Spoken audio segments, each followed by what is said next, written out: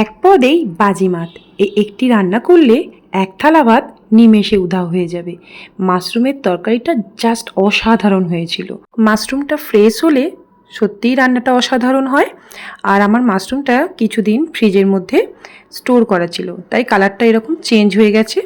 তো ভালোভাবে জল দিয়ে পরিষ্কার করে ধুয়ে নিয়েছি, তারপর কাট করে নিয়ে আবার একবার ধুয়ে নিয়েছি। এরপর গ্যাসের মধ্যে আমি জল বসিয়ে দিলাম। গরম জলের মধ্যেই কেটে রাখা মাশরুমটাকে দিয়ে দিলাম। আর এর মধ্যে আমি 1 চামচ মতো লবণ দিয়ে দেবো। ছোটো চামচের 1 চামচ লবণ দিয়ে আমি এটা একটুখানি ফুটিয়ে নেব। এরপর দেখুন ফুটে গেলে গ্যাসের ফ্লেম বন্ধ করে দেব। তারপরে আমি এটাকে নামিয়ে নেব। ফুটে গেছে। এরপর জল ঝরিয়ে নেব একটা ঝাঁঝরির মধ্যে। আমি এটা ঢেলে দিলাম, জলটা তলার দিকে পড়ে যাবে আর মাশরুমটা উপরে থেকে যাবে। আমি একটুখানি ঠান্ডা জলও দিয়েছি যাতে পরিষ্কার হয়ে যায় আর কি। দেখুন জলটা কতটা নোংরা বেরিয়েছে। ওই যে বললাম ফ্রিজের মধ্যে স্টোর করা ছিল কিছুদিন।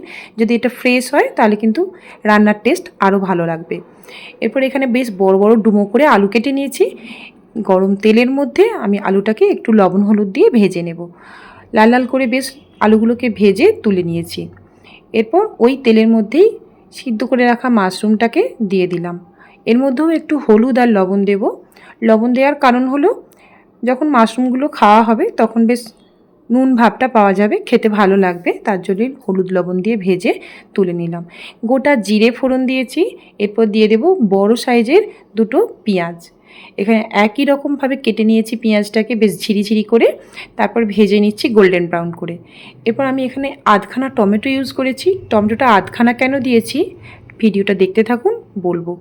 এখানে লঙ্কার গুঁড়ো, জিরে গুঁড়ো, হলুদ গুঁড়ো, লবণ, যা যা গুঁড়ো শুকনো মশলা আছে আমি এখানে অ্যাড করেছি 1 চামচ করে।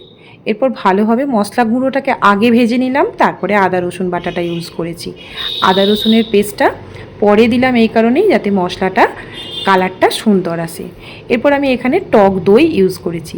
এই যে টক দইটা দিয়েছি তার জন্যই টমেটোটাকে আমি অর্ধেক দিয়েছি, নাহলে টকটা বেশি হয়ে যাবে, খেতে ভালো লাগবে না।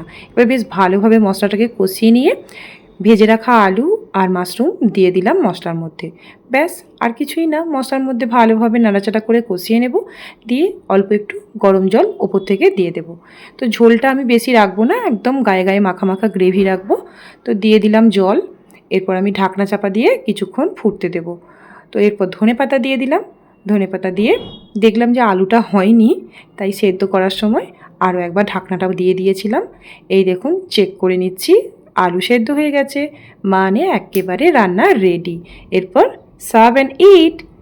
ভিডিও কেমন লাগলো অবশ্যই জানাবেন, আর যদি ভালো লাগে আর বলবো না।